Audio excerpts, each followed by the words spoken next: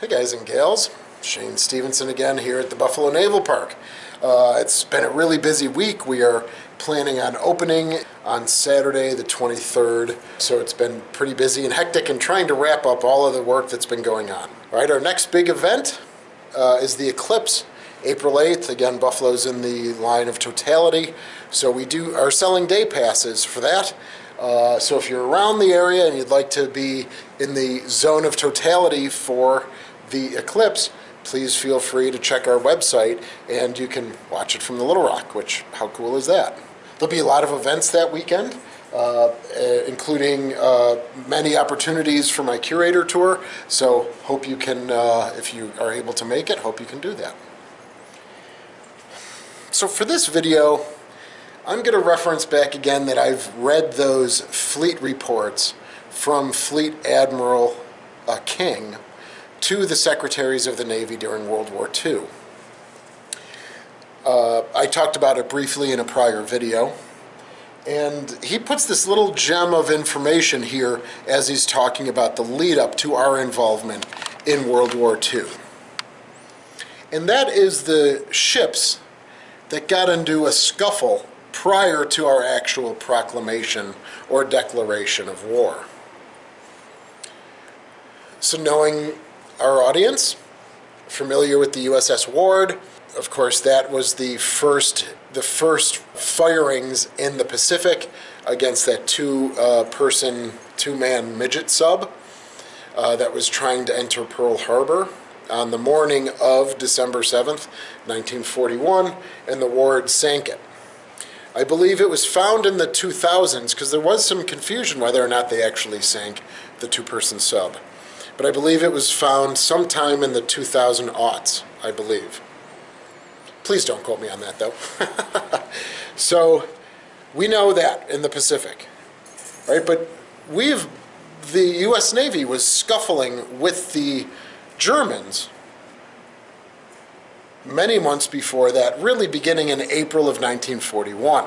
Now, why would that be? So in March of 1941, President Roosevelt signs the Lend-Lease Act. And what that did was that said to our allies, which at the time were, of course, Britain, and then also Canada through Britain, Russia, or the Soviet Union, China, France, and what we did was we supplied them with $50 billion worth of material.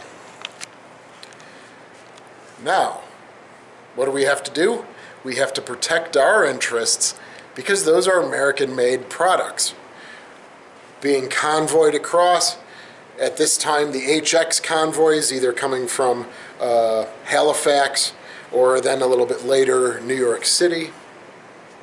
And so now we are establishing convoy escorts to protect American products and American material.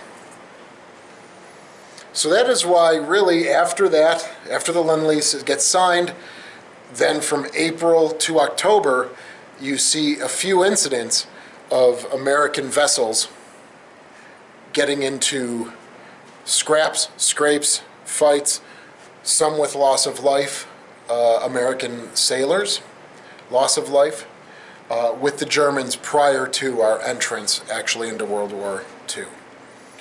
So I've got my whiteboard over here, all right. Only when you step back do you realize how crooked I write. Okay, so we have ships damaged or sunk prior to the declaration of war. First up, the USS Niblack.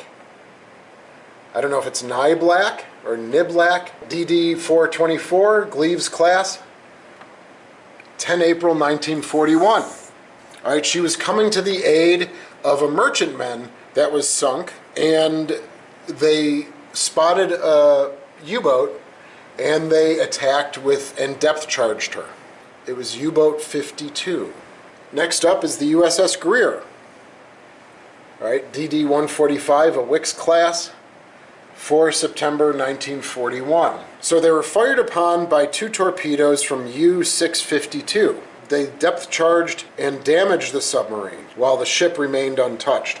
So those two torpedoes fired from the submarine did not make contact with the USS Greer. But after this attack, we kind of inched closer to the war by President Roosevelt's shoot-on-sight directive, which he delivered in a fireside chat.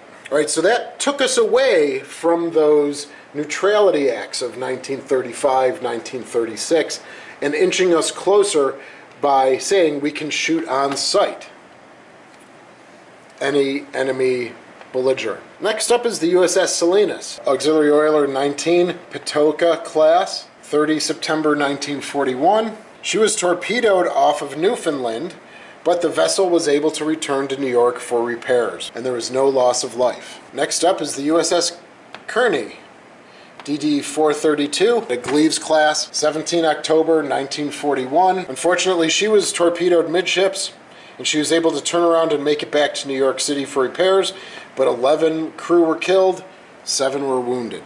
And last up for ships damaged or sunk prior to the declarations is the USS Reuben James, DD-245. She was a Clemson class. This action happened on 31 October 1941. All right, she was struck midships and she's split in two.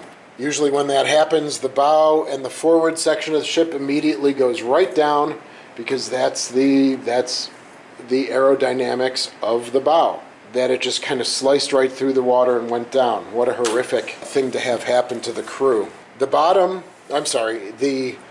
The aft half of the ship stayed floating a little bit longer as it's filling up with water. So they were able to rescue 40 crew while 115 had perished in the action.